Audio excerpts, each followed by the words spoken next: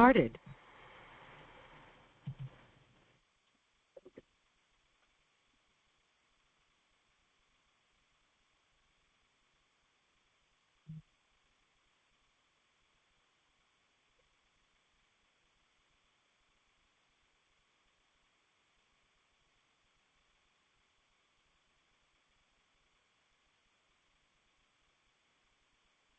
नमो लोये सौहरिहन्तानं नमो लोये सौहृदानं नमो लोये सौवागिर्यानं नमो लोये सौज्यायानं नमो लोये सौत्रिकावती सावनं ओंकारमिन्दु संयुक्त नित्यं जयन्ति योगिनः कामदं मोक्षदं चैव ओंकाराय नमो नमः मङ्गलं भगवान् यो मङ्गलं गौतमोऽस्मि मङ्गलं कुञ्कुण्डार्यो विजेन्द्रमोऽस्मि मङ्गलं नमः समयसाराय स्वानुभूत्या तथास्ति स्वभावाय भवाय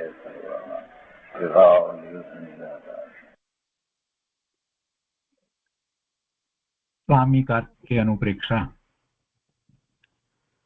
કાર્તિકેય સ્વામીનો આ અનુપ્રેક્ષાનો ગ્રંથ, એનો સ્વાધ્યાય આપણે કરી રહ્યા છીએ. એમાં શુભચંદ્રાચાર્ય ભગવાનની ટીકા છે અને અતિ વિદ્વાન પંડિત જયચંદ્રી છાબડાના ભાવાર્થની ટીકા છે. અને એ બધા ઉપર પૂજ્ય ગુરુદેવ કાંજી સ્વામીના પ્રવચનો, એના સહિત આપણે આખો સ્વાધ્યાય કરી રહ્યા છીએ. પૂજ્ય ગુરુદેવ આપણને એમાંથી ઘણું અધ્યાત્મ સમજાવી રહ્યા છે. આપણે 10, 11 એક પછી એક ભાવનાઓનું સ્વરૂપ સમજતા ગયા. અત્યારે 12મી ભાવના, ધર્મ ભાવના, જેની સૌથી વધુ ગાથા છે, એનો સ્વાધ્યાય આપણે કરી રહ્યા છીએ. ધર્મ અનુપ્રેક્ષા. એમાં ગાથા 347 સુધી સ્વાધ્યાય આપણે કર્યો છે. સહેજ પુનરાવર્તન કરીએ તો શ્રાવકના ચારિત્રની વાત ચાલે છે. એને પહેલી દર્શન પડીમાં, પછી બીજી વ્રત પડીમાં. વ્રત પડીમાં એને દેશ વ્રત એટલે 12 વ્રત હોય છે. તેમાં 5 અણુવ્રત નો વિસ્તાર આવ્યો અને તે પછીથી 3 ગુણવ્રત અને 4 શિક્ષાવ્રત. આ ગુણવ્રત અને શિક્ષાવ્રત જે છે એ 7 એ અણુવ્રતની રક્ષાને માટે છે, એ વાત આવી. અને પછી ગુણવ્રતની વાત લીધી. તો એમાં પહેલું ગુણવ્રત લીધું, દિશાઓમાં જ ક્ષેત્રાંતરનું પરિમાણ કરવાનું. અને એ પછીથી બીજું ગુણવ્રત છે અનર્થદંડ વિરતિ ગુણવ્રત. આ બીજું ગુણવ્રત છે, એના 5 ભેદ છે. અને એમાં પહેલો ભેદ અપધ્યાન, બીજો પાપ ઉપદેશ, ત્રીજો પ્રમાદચર્યા અને ચોથો હિંસા પ્રદાન. આ 4 ભેદની ગાથાઓ આપણે કરી. અને હવે આજે 5મો ભેદ, અનંત દંડનો 5મો ભેદ, દુશ્રુતિ શ્રવણ, એ 5મો ભેદ છે,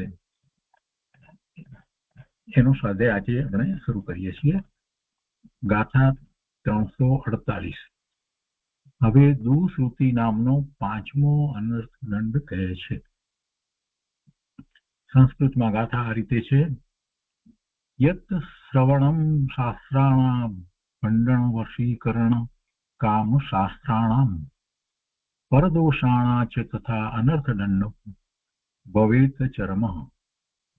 એના અર્થમાં કહે છે કે જે સર્વથા એકાંતવાદીઓના કહેલા શાસ્ત્રો, સર્વથા એકાંતવાદીઓના કહેલા શાસ્ત્રો કે જે શાસ્ત્ર જેવા દેખાય છે, એવા કુશાસ્ત્રો, જો એકાંતવાદીઓ જૈન દર્શન સિવાય બધે જ ધર્મનું નિરૂપણ કરવામાં આવ્યું, તો એક નયને મુખ્ય કરીને કહેવામાં આવ્યું છે, એમને બીજા નયની અપેક્ષાનો ખ્યાલ જ આવ્યો નથી. એટલે એમને ખબર નથી કે એ એકાંત છે. જૈન દર્શનનો અભ્યાસ કર્યા પછીથી આપણને ખબર પડે છે કે એમની જે માન્યતા છે એ એક જ અપેક્ષા છે, એટલે એકાંત છે. એમણે બીજી અપેક્ષાનો વિચાર કર્યો જ નથી. જીનવાણી છે એ અનેકાંત દ્વારા વસ્તુ સ્વરૂપને પ્રકાશે છે, એટલે બધાયને વસ્તુ સ્વરૂપને કહેવામાં આવે એટલે પ્રમાણ જ્ઞાન કહેવાય છે. અને એ વાણી તરીકે જોઈએ તો સ્યાદબાદ મુદ્રિત વાણી છે. એટલે જયારે આવો આપણે અભ્યાસ કરતા હોઈએ જીનવાણીનો, એટલે સહેજે આપણને ખ્યાલ આવે કે બીજા અન્ય દર્શનની અંદર તો કોઈ અનેક નય દ્વારા વસ્તુ સ્વરૂપનો સ્વીકાર જ નથી. એક જ વસ્તુમાં બે વિરોધાભાસી ધર્મ હોય એનો પણ એમને કદાચ સ્વીકાર નહીં હોય. એક સાથે એકપણું, અનેકપણું, નિત્યપણું, અનિત્યપણું, સતપણું, અસતપણું, આ બધું એક સાથે વિરોધાભાસી ધર્મો વસ્તુમાં રહ્યા છે, એવો એમને સ્વીકાર જ નથી. એવો જેને કન્સેપ્ટ કહીએ એવો કન્સેપ્ટ જ નથી. એટલે એ જે માને છે એને તો એકાંત જ માનવાના છે ને, બીજી માન્યતા જ નથી. એટલે અહીંયા એક શબ્દ મૂક્યો છે સર્વથા. એકાંતવાદીઓના એમ કહ્યું, એની આગળ એક સર્વથા શબ્દ મૂક્યો છે ને, એ એટલા માટે છે, એ દર્શાવે છે કે સર્વથા એકાંતવાદીઓ. ક્યારેક એમણે અનેકાંત દ્વારા વસ્તુ સ્વરૂપ પ્રકાશ્યું છે એમ નથી, કેમ કે એમને એવો ખ્યાલ જ નથી કે બીજી રીતે પણ વસ્તુ હોય. એટલે કહે છે કે જે સર્વથા એકાંતવાદીઓના કહેલા શાસ્ત્રો કે જે શાસ્ત્ર જેવા દેખાય છે, વાસ્તવમાં એ શાસ્ત્ર નથી, જીનવાણી નથી, તો એવા કુશાસ્ત્રો, ભાંડ ક્રિયા, હાસ્ય, કુતૂહલ, કથનના શાસ્ત્રો, બીજી વાત વિધિ બહારમાં લૌકિકમાં જે ચાલી રહ્યા છે એવા બધા ભાંડ ક્રિયા, હાસ્ય, કુતૂહલ, કથનના શાસ્ત્રો, વશીકરણ, મંત્ર પ્રયોગના શાસ્ત્રો, સ્ત્રીઓની ચેષ્ટાના વર્ણન રૂપ કામ શાસ્ત્રો, એ બધાનું સાંભળવું, ઉપલક્ષણથી વાંચવું, શીખવું, સંભળાવવું, શીખવવું, બધું એમાં આવી ગયું. તથા પરના દોષોની કથા કરવી, સાંભળવી, તે દુઃશ્રુતિ શ્રવણ નામનો છેલ્લો 5મો અનર્થ દંડ છે. આ અનર્થ દંડ 5મો અનર્થ, દુઃશ્રુતિ. આવું બધું દુઃશ્રુતનું સાંભળવું, એનું શ્રવણ કરવું, એમાં દુઃશ્રુતિની અંદર આ બધું વર્ણન કરવામાં આવ્યું. એટલે સાંભળવું, વાંચવું, એ બધું એમાં આવી જાય. એ દુઃશ્રુતિ નામનો 5મો અનર્થ દંડ છે. શું આવ્યું એમાં? જે સર્વથા એકાંતવાદીઓના કહેલા શાસ્ત્રો કે જે શાસ્ત્ર જેવા દેખાય છે પણ એ ખરેખર એ શાસ્ત્રો નથી, એ કુશાસ્ત્રો છે. વળી ભાંડ ક્રિયા, હાસ્ય, કુતૂહલ, કથનના શાસ્ત્રો, અરે બીજી બધી વાર્તાઓ, આ તે બધું જે લઈએ તે 9 પ્રકારના રસ સાહિત્યમાં કહેવામાં આવ્યા છે. એક એક રસને દર્શાવનારા એવા કેટલાય પુસ્તકો લખાયા છે. એ બધું પણ એમાં આવી જાય. વશીકરણ, મંત્ર પ્રયોગના શાસ્ત્રો, સ્ત્રીઓની ચેષ્ટાના વર્ણનરૂપ કામ શાસ્ત્રો, એ બધાનું સાંભળવું.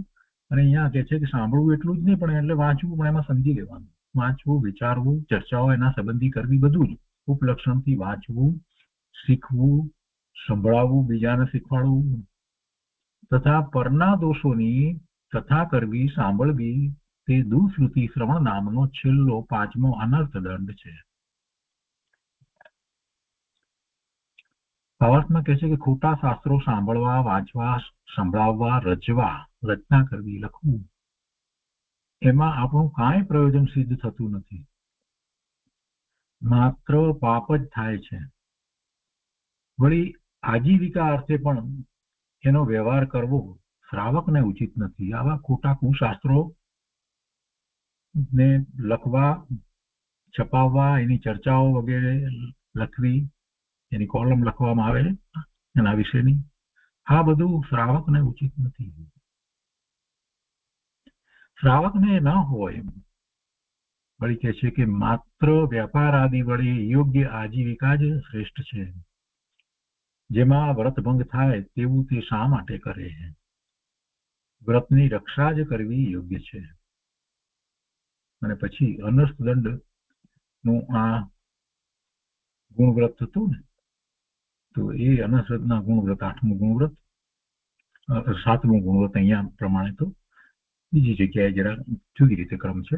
તો એના ગણસદંડના કથનને સંકોચે છે કરી અને પછી 349મી ગાથા કહે છે, એવં પંચ પ્રકારમ અનર્થ દંડમ દુખાવહમ નિત્યમ ય પરિહરતી જ્ઞાની ગુણવ્રતી સ ભવેત દ્વિતીય. અને એમાં કહે છે કે જે જ્ઞાની શ્રાવક આ પ્રમાણે અનર્થ દંડને, એના 5 ભેદ કયા એ પ્રમાણે બધું સમજીને અનર્થ દંડને નિરંતર દુઃખના ઉપજાવવા વાળા જાણીને છોડે છે, તે બીજા ગુણવ્રતનો ધારવા વાળો શ્રાવક થાય છે. આ બીજું ગુણવ્રત અહીંયા થયું. ભાવાર્થમાં કહે છે કે આ અનર્થ દંડ ત્યાગ નામનું ગુણવ્રત અણુવ્રતોનું ઘણું ઉપકારી છે, તેથી શ્રાવકોએ તેનું અવશ્ય પાલન કરવું યોગ્ય છે. આ બે ગાથાઓ પર પૂજ્ય ગુરુદેવે જે વિસ્તાર કર્યો છે તે લઈએ. ગાથા 348ની અંદર જે 5મો ભેદ એની વાત કરતા ગુરુદેવ કહે છે,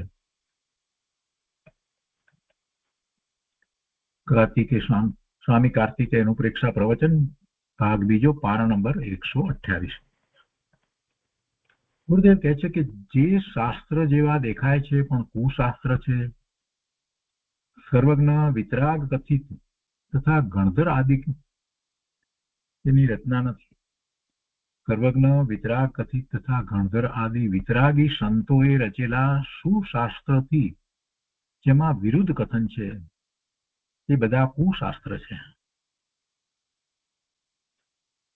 તે એકાંત, નિત્ય અનિત્ય, કર્તા અકર્તા, શુદ્ધ અશુદ્ધ, એકાંત નિત્ય અનિત્ય, કર્તા અકર્તા, શુદ્ધ અશુદ્ધ જ માની, એકાંતે વસ્તુને એ જ રીતે માની, તો નિત્ય માને તો નિત્ય જ માને, અનિત્ય માને તો અનિત્ય જ માને, કર્તા માને તો કર્તા જ માને. એટલે એ રીતે માની, એકાંત જ માની અને મિથ્યા જ્ઞાનને પોષે છે. માટે સર્વજ્ઞ કથિત પૂર્વાપર વિરુદ્ધતા રહિત સત્શાસ્ત્રને જ જ્ઞાની માને છે. ભગવાનની વાણી જીનવાણીમાંથી જેની ઉત્પત્તિ થઈ છે, ગણધર ભગવાન દ્વારા જેની રચના થઈ છે, આચાર્ય ભગવાન દ્વારા જેની રચના થઈ છે, તો એ સાચા શાસ્ત્રો છે, સત્શાસ્ત્રો છે. જ્ઞાની ધર્મી સમ્યક દ્રષ્ટિ તો એને જ માને છે, એને જ શ્રદ્ધે છે. તે મિથ્યા શાસ્ત્ર કુદેવ કુગુરુની વાત સાંભળે પણ નહીં. સમ્યક દ્રષ્ટિ એવા મિથ્યા શાસ્ત્રની વાત સાંભળે નહીં. જેને કહીએ ને કે જિજ્ઞાસા થાય, એમ કે એ લોકોના શાસ્ત્રમાં શું કહ્યું છે એમ કરીને એને સમ્યક દ્રષ્ટિને વિકલ્પ ઉઠતો નથી. તે મિથ્યા શાસ્ત્ર કુદેવ કુગુરુની વાત સાંભળે જ નહીં. તેમનો વિનય પણ કરે નહીં. એવા શાસ્ત્ર ને એવા કુદેવ ને કુગુરુ, એમના વિનય પણ સમ્યક દ્રષ્ટિ જ્ઞાનીને હોતા નથી. આગળ કહે છે કે કોઈએ જીન આગમનું નામ આપ્યું હોય અને અંદર દેવ ગુરુ શાસ્ત્ર તથા તત્વનું સ્વરૂપ વિપરીત કહ્યું હોય, 12મા નામ એવી રીતે આપ્યું હોય કે આ જીનવાણી છે, અને એ રીતે બધી વાત આવતી હોય કંઈક અંશે થોડી ઘણી, પણ કહે છે કે અંદરમાં દેવ ગુરુ શાસ્ત્ર તથા તત્વનું સ્વરૂપ જીનવાણીમાં આવ્યું છે એના કરતા વિપરીત કહ્યું હોય, મોક્ષ માર્ગનું અનેક વિરુદ્ધતા વાળું કથન હોય, તો એવા કુશાસ્ત્રોને સમ્યક દ્રષ્ટિ માને નહીં. વળી હાસ્ય, કુતૂહલ તથા વશીકરણ મંત્રના શાસ્ત્રો, સ્ત્રીઓની ચેષ્ટાના વર્ણનરૂપ કામશાસ્ત્રો વગેરેને સાંભળે નહીં તેમજ વાંચે નહીં. એવું શીખવવું અનર્થદંડ છે. પરના દોષોની કથા કરવી કે સાંભળવી તે દુશ્રુતિ શ્રવણ નામનો 5મો અનર્થદંડ દોષ છે. આ બધું દુશ્રુતિ છે. દુશ્રુતિ, આવું શ્રવણ કરવામાં ના આવે. આવું શ્રવણ થી બચવું જોઈએ. સાંભળવાથી, બોલવાથી, ચર્ચામાં ઉતરવાથી, લખવાથી, વાંચવાથી, શીખવાથી, શીખવાડવાથી આપણે બચવું જોઈએ. એ અનર્થ દંડ દોષ છે. દુશ્રુતિ નામનો 5મો અનર્થ દંડ દોષ છે. આગળ કહે છે કે એકાંત સંસાર વાસનાથી ભરેલા કોઈ શાસ્ત્ર સાંભળવા, સંભળાવવા, વાંચવા કે રચવાની દરકાર ધર્મી શ્રાવક કરે નહીં. કુશાસ્ત્રનો વેપાર પણ ન કરે, કારણ કે તેમ કરવાથી વ્રત ભંગ થાય છે. કુશાસ્ત્રનો વેપાર પણ ન કરે અને કુશાસ્ત્ર ને છપાવતા હોય તો એમાં દાન વગેરે આપી અને અનુમોદના પણ ન કરે. ઘણી વાર આ બધી વાતને આપણે ગંભીરતાથી લેતા નથી, પણ એ સમજવાની જરૂર છે. આપણે જે દાન આપીએ છીએ એ દાન પણ એ રીતે જ હોવું જોઈએ કે જે કુદેવ, કુગુરુ, કુશાસ્ત્ર ની કોઈ પણ પ્રકારે અનુમોદના ન કરે. હવે આગળ અનર્થ દંડના કથનને સંકોચે છે. ગાથા 349 ઉપર પૂજ્ય ગુરુદેવે જે કહ્યું છે તે આપણે લઈએ. ગુરુદેવ કહે છે કે 12 વ્રતની ભાવના તે સંવર છે. 12 વ્રતની ભાવના તે સંવર છે. આ વાત તો શરૂઆતમાં જ આવી ગઈ. સ્વામી કાર્તિકે અનુપ્રેક્ષામાં ઘણી વાર શરૂઆતમાં જ આ વાત તો આવી ગઈ. 11 ભાવનાઓની અંદર કેટલી વાર ગુરુદેવે કહ્યું કે અહીંયા તો સંવરની વાત છે. સંવરનો અંશ છે ભાવનાની અંદર. આ કઈ શુભ ભાવ માત્ર નથી. 12 અનુપ્રેક્ષા શુભ ભાવ માત્ર નથી. એ સંવરની ભાવના છે. કેમ કે નિત્ય જ્ઞાયક સ્વભાવની એકાગ્રતાની ભાવના ભાવે છે. તેમાં જેટલા અંશે રાગ ટળી શાંતિમય જાગૃતિ રાખે છે તેટલો ધર્મ છે. અર્થમાં કહે છે કે જે જ્ઞાની શ્રાવક છે તે ઉપર પ્રમાણેના અનર્થ દંડને નિરંતર દુઃખકારી જાણી છોડે છે. અને ભાવાર્થ માટે ગુરુદેવ કહે છે કે આ અનર્થ દંડ ત્યાગ નામનું ગુણવ્રત અણુવ્રતોનું ઘણું ઉપકારી છે. તેથી શ્રાવકોએ તેનું અવશ્ય પાલન કરવું યોગ્ય છે. એટલે જ એને ગુણવ્રત કહેવાય છે. અને હવે આગળ ભોગ ઉપભોગ ત્રીજું ગુણવ્રત કહે છે. 3 ગુણવ્રત અહીંયા કયા છે તો ત્રીજું ગુણવ્રત ભોગ ઉપભોગ ત્રીજું. ગાથા 350.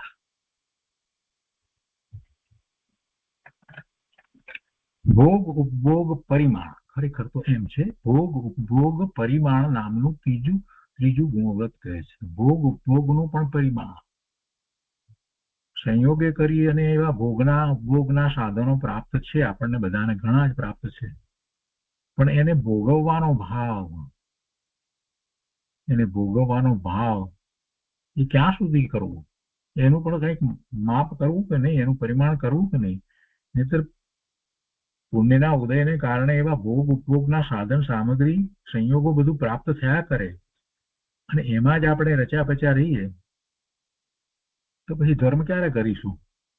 કેમ કે એમાં રચ્યા પચ્યા રહીએ તો એના જ વિકલ્પો આવે અને એમાં જ નવું નવું શું થયું છે એ જાણવાનું, એને વસાવવાનું મન થયા કરે. એટલે ભોગ ઉપભોગ કેટલા, ક્યાં સુધી, એનું કોઈ પરિમાણ કરવું કે ના કરવું. કેટલાય લોકોને આ વાતમાં ખબર જ નથી. કેમ કે એમને પુનર્જન્મની ખબર નથી, પુનર્જન્મને માનતા નથી.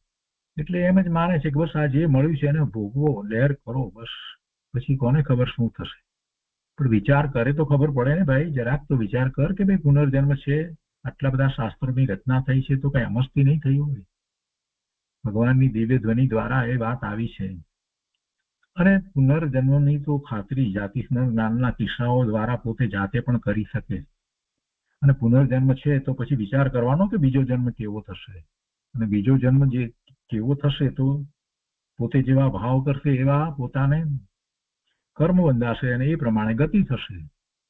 આ ભોગ ઉપભોગમાં પડ્યો હોય અને એમાં તો કેટલાય પ્રકારે એને પાપ થઈ રહ્યા હોય અને સ્વભાવ ભાવનો તો ખૂબ ઘાત થઈ રહ્યો હોય તો પછી એનું પણ કંઈક માપ કરવું પડે ને. મુમુક્ષુ જીવે તો ભોગ ઉપભોગનું પરિમાણ કરવું જ જોઈએ. તો ગાથા 350 લઈએ. જ્ઞાત્વા સંપત્તિ ભોજન તાંબૂલ વસ્ત્રાદિનામ યત પરિમાણમ ક્રિયતે ભોગોપભોગમ વ્રતસ્તસ્ય. એનો અર્થ છે કે જે પોતાની સંપદા અને સામર્થ્ય જાણી વિચારી, સંપદા અને સામર્થ્ય, પોતાનું સામર્થ્ય પણ એવું હોય, કેમ કે ભોગવવા માટે પાછું એટલું સ્વાસ્થ્ય વગેરે પણ જોઈએ ને, શરીરમાં પણ એ પ્રમાણે હોય ને. એટલે પોતાની સંપદા અને સામર્થ્ય જાણી વિચારી ભોજન તાંબૂલ વસ્ત્ર આદિનું પરિમાણ મર્યાદા કરે તે શ્રાવકને ભોગ પરિમાણ નામનું ગુણ વ્રત હોય છે. આમાં તો ફક્ત એટલા જ નામ મૂક્યા છે. ભોજન તાંબૂલ એટલે ભોજન પછીથી જે લે છે, પાન વગેરે લે છે ને એ, અને વસ્ત્ર પણ આદિ કહ્યું એટલે એમાં પછી વસ્ત્ર આવી જાય ને ઘરેણાં આવી જાય ને બીજી બધી સામગ્રી પણ જે આવી જાય બધું જ સમજી લેવાય. તો એની મર્યાદા કરે, શ્રાવક એ ભોગ ઉપભોગ ની મર્યાદા કરે. ભાવાર્થમાં કહે છે કે ભોજન તાંબૂલ આદિ જે એક વાર ભોગવવામાં આવે તેને ભોગ કહે છે, તથા વસ્ત્ર ઘરેણાં વગેરે વારંવાર ભોગવવામાં આવે તેને ઉપભોગ કહે છે. તો તેમનું પરિમાણ યમરૂપ એટલે હંમેશને માટે, જાવ જીવ હંમેશને માટે કહીએ તો એને યમ કહેવાય, અને ધારીને અમુક દિવસે જે અમુક વખતે કરીએ તો એને નિયમ કહેવાય. 1 દિવસ કે 2 દિવસ કે 5 દિવસ એમ જે કરવામાં આવે એને નિયમ કહેવાય, અને હંમેશને માટે કરવામાં આવે એને યમ કહેવાય. યમ નિયમ એમ કહીએ છીએ આપણે. યમ રૂપ એટલે જાવ જીવ પણ એવી રીતે પણ હોય છે, તથા હરરોજના નિયમ રૂપ પણ હોય છે. તો ત્યાં યથાશક્તિ પોતાના સાધન સામગ્રીનો વિચાર કરી તેમનો યમરૂપ એટલે હંમેશને માટે અથવા તો નિયમરૂપ પણ ત્યાગ કરે છે. તેમાં હરરોજ જરૂરિયાત જાણી તે અનુસાર નિયમરૂપ ત્યાગ કયા કરે તે અણુવ્રતને ઘણું ઉપકારક છે.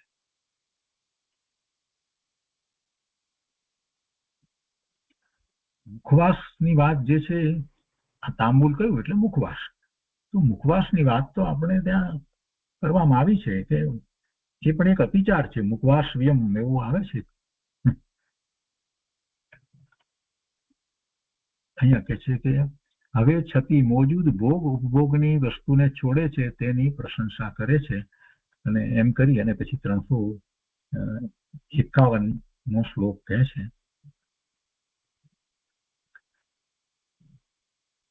ય પરિહરતિ સંતમ તસ્ય વ્રતમ સ્તુયતે સુરેન્દ્રહિ ય મનોમોદકવત લક્ષ્યતિ તસ્ય વ્રતમ અલ્પસિદ્ધિકરમ. 351માં શ્લોકમાં કહે છે કે જે પુરુષ છતી એટલે પોતાને પ્રાપ્ત થઈ છે, મોજૂદ પોતાને એવી વસ્તુઓ પ્રાપ્ત થઈ છે તો એ વસ્તુનો ત્યાગ કરે છે, ભોગની વસ્તુ કે ઉપભોગની વસ્તુ, તો તેના વ્રતને દેવોના ઇન્દ્રો પણ અભિનંદે છે, પ્રશંસે છે. તથા અપ્રાપ્ત વસ્તુનો ત્યાગ તો એવો છે કે જેમ લાડુ તો હોય નહીં અને મનમાં સંકલ્પ માત્ર લાડુની કલ્પના કરી લાડુ ખાય તેવો છે. એટલે કે વસ્તુ પ્રાપ્ત જ નથી ને પછી એને મેં છોડી, એનો એ ભોગ છોડ્યો, એ તો એમાં તો કોઈ વાત નથી. એ તો પોતે પોતાની સાથે જ માયાચાર કરે છે. દાખલા તરીકે એમ કહીએ કે કોઈ વ્યક્તિ એમ કે મારે મારા પોતાના પ્લેનમાં જવાની બાધા, હું મારા પોતાના પ્લેનમાં નહીં જવું. અરે પણ તારું પોતાનું પ્લેન તારે ક્યાંથી હશે? તારી પાસે એટલી સંપત્તિ નહીં તો. એટલે એના જેવી વાત છે. કેટલાક લોકો એવી અનેક પ્રકારે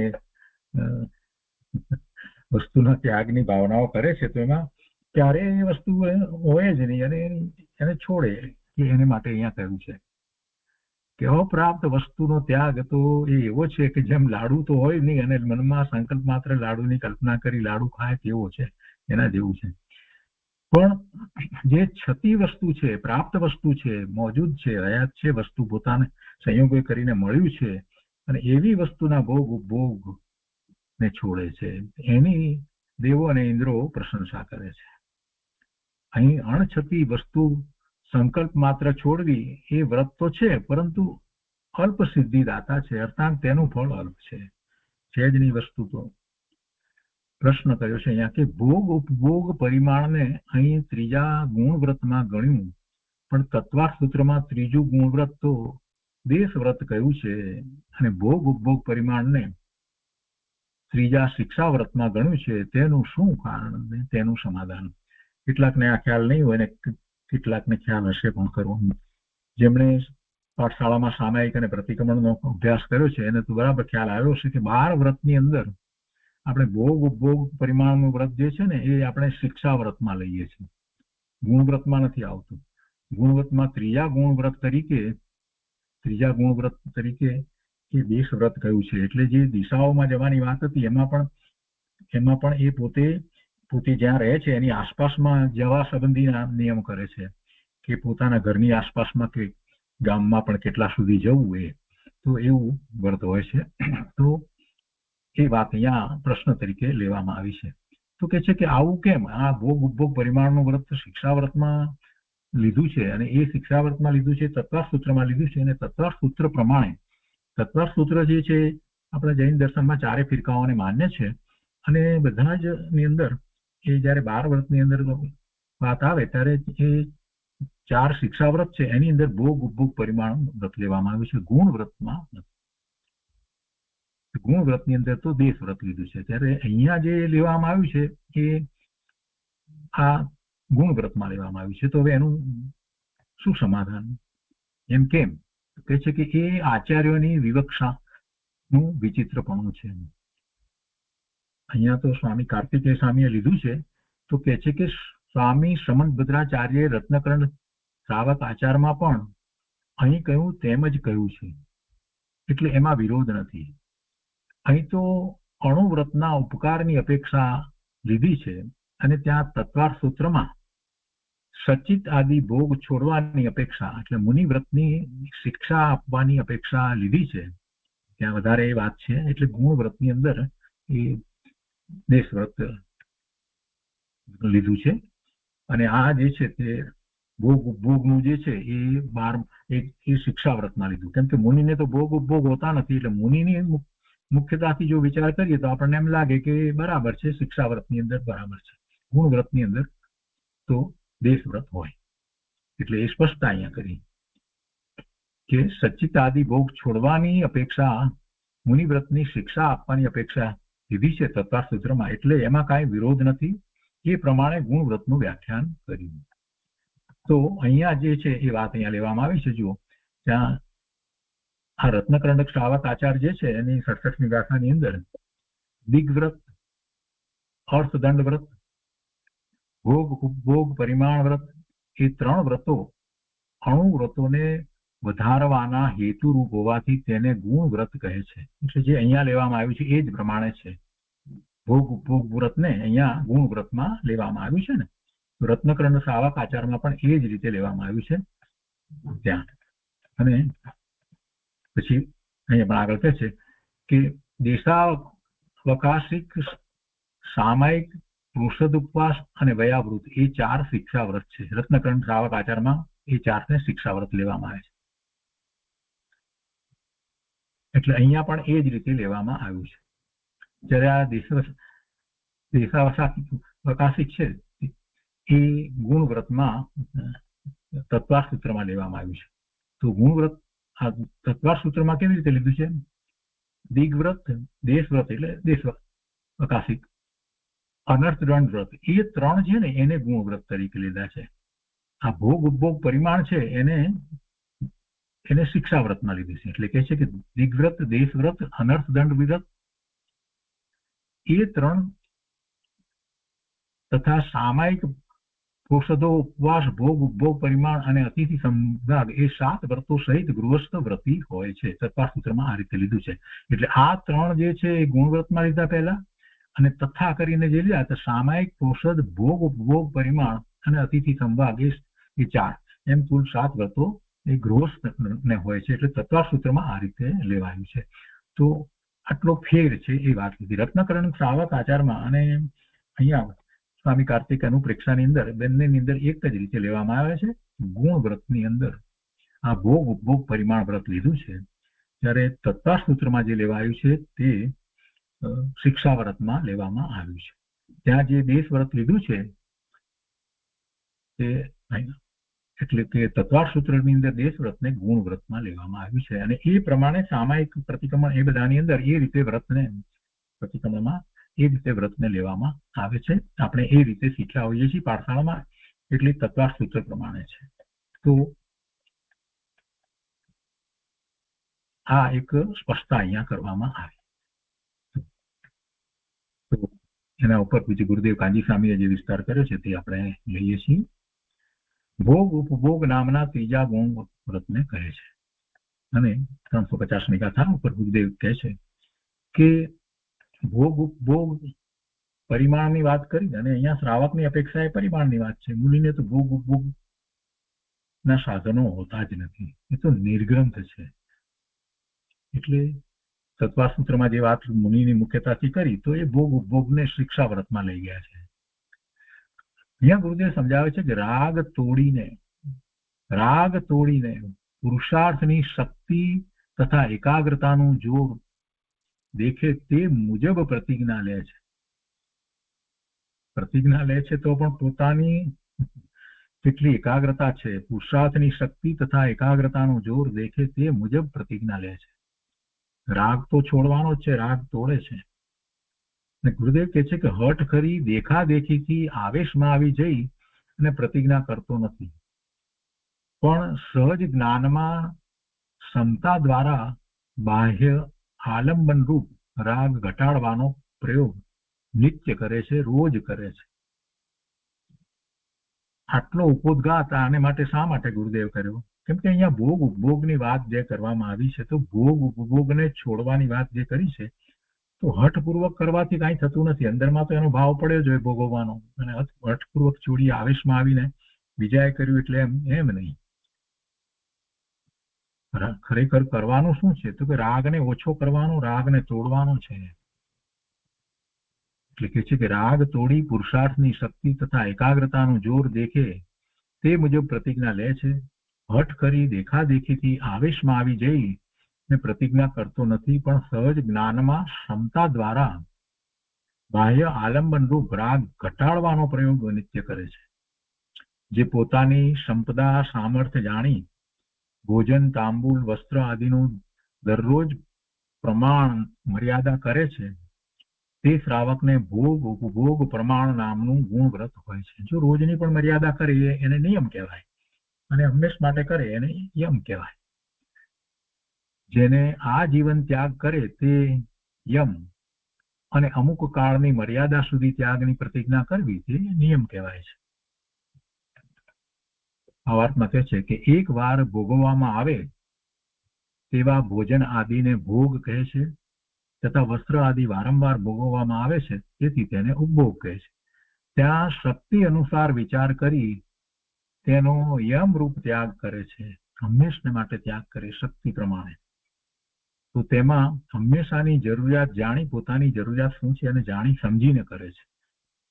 બાકી નિયમ રૂપે તો કરી શકે છે, તેમાં હંમેશાની જરૂરિયાત જાણી તે ઉપરાંતનો નિયમ રૂપ ત્યાગ કરે છે. યમ રૂપ ત્યાગ કરતા પહેલા ખૂબ વિચાર કરી અને કરવું.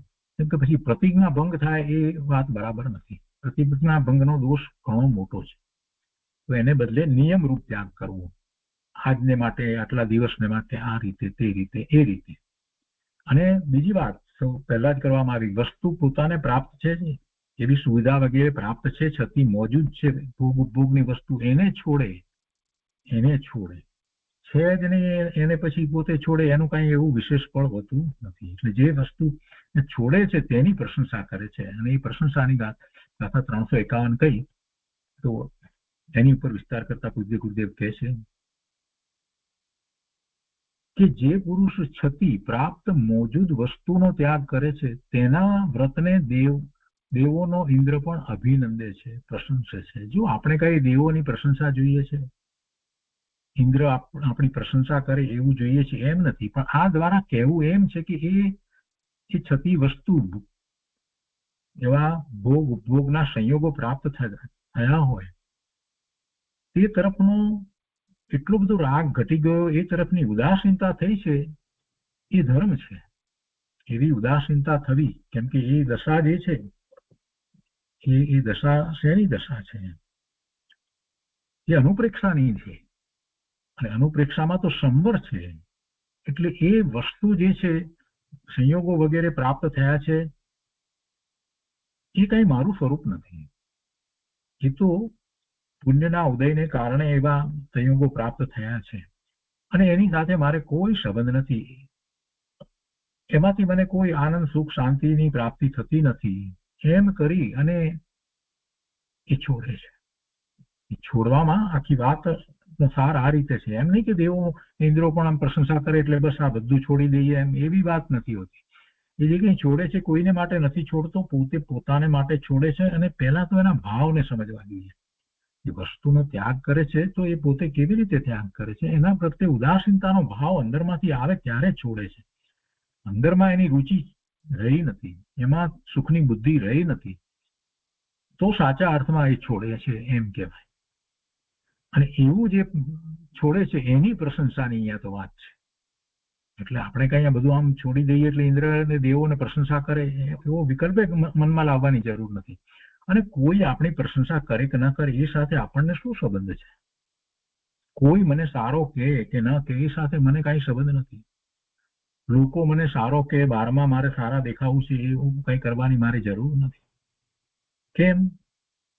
કેમ કે કોઈના સારા કે ખરાબ કહેવાથી હું કઈ ખરાબ કે સારો થતો નથી. હું ભગવાનના જ્ઞાનમાં જેવો છું તેવો હું મને પોતાને સ્વીકાર કરું છું. હું સિદ્ધ સમાન, શુદ્ધ, પૂર્ણ, પવિત્ર છું.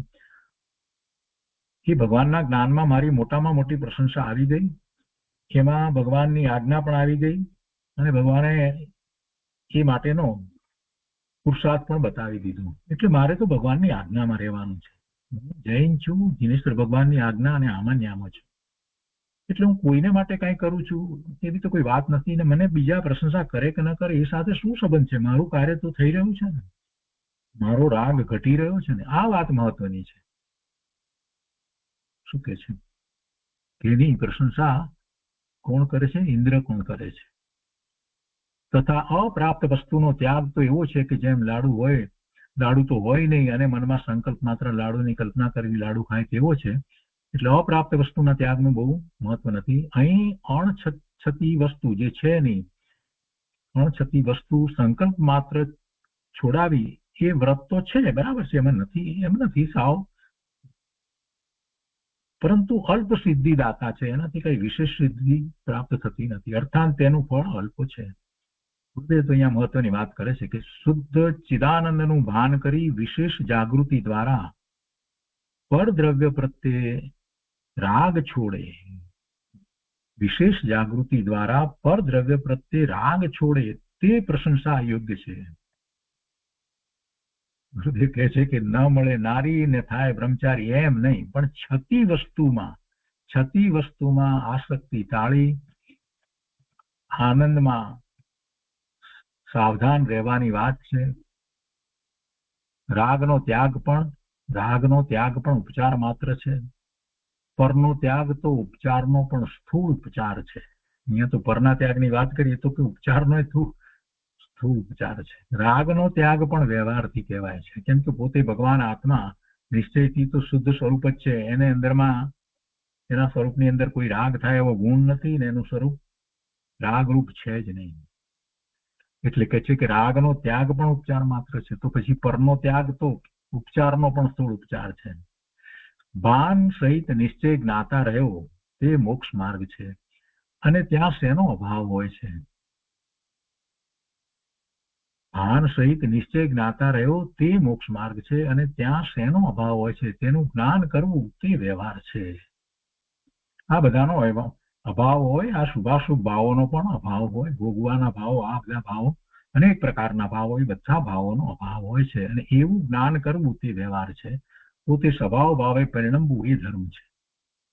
અને પછી તો પેલો પ્રશ્ન અહીંયા લીધો છે કે ભોગ ઉપભોગ પરિમાણને અહીં ત્રીજા ગુણવ્રતમાં ગણ્યું, પણ તત્વાર સૂત્રમાં તો ત્રીજું ગુણવ્રત દેશવ્રત કહ્યું છે અને ભોગ ઉપભોગ પરિમાણને શિક્ષાવ્રતમાં ત્રીજા શિક્ષાવ્રતમાં ગણ્યું છે. તો તેનું શું કારણ? સમાધાન એ આપ્યું કે એ આચાર્યોની વિવક્ષાની અનેકતા છે, આશય બધાનો સમાન છે, તેથી વિરોધ નથી. સ્વામી સમંત ભદ્રાચાર્ય રત્નકરંડક શ્રાવક આચારમાં પણ અહીંયા આ સ્વામી કાર્તિકેય અનુપ્રેક્ષાની અંદર જે વાત લેવામાં આવી છે એ જ પ્રમાણે કહ્યું છે, એટલે એમાં વિરોધ નથી. અહીં તો અણુવ્રતના ઉપકારની, અણુવ્રતની રક્ષાની, અણુવ્રતના ઉપકારની અપેક્ષા લીધી છે અને ત્યાં તત્વાર સૂત્રમાં સચિત આદિ ભોગ છોડવાની અપેક્ષા મુનિવ્રતની શિક્ષા આપવાની અપેક્ષા લીધી છે, એટલે એમાં કાંઈ વિરોધ નથી. એ પ્રમાણે ગુણવ્રતનું વ્યાખ્યાન કર્યું. અને હવે આગળ મુનિ થવાની ભાવના માટે શિક્ષાવ્રત હોય છે તેનું વ્યાખ્યાન કરે છે. ત્યાં પ્રથમ સામાયિક શિક્ષાવ્રત કહે છે. તો હવે શિક્ષાવ્રત 4 શિક્ષાવ્રત જે છે એનું વર્ણન શરૂ થશે ગાથા 352 થી. તો આજે 351 ગાથા સુધી આપણે વિસ્તાર સમજ્યા છીએ. આજનો સ્વાધ્યાય અહીંયા સુધી રાખીએ છીએ.